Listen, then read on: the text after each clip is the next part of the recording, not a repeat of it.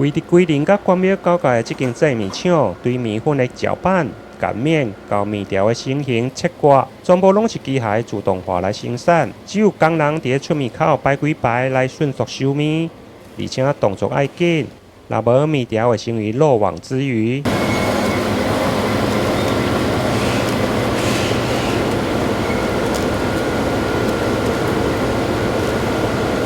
关庙的特产关庙面会好食，主要是经过日晒，对工人收集到日晒，要经过几啊道的手续。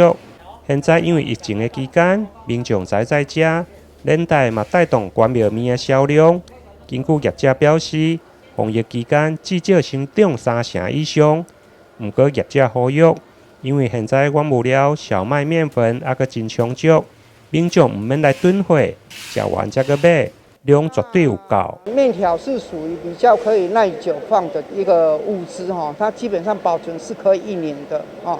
那我们也希望说大家，不要往外面去跑买一些即食的东西哦，可以在家里自己做一些简单的料理。在这一段防疫期间哈，我们制面的量哈大概增加了3成啊。那我也要呼吁全国的民众哈。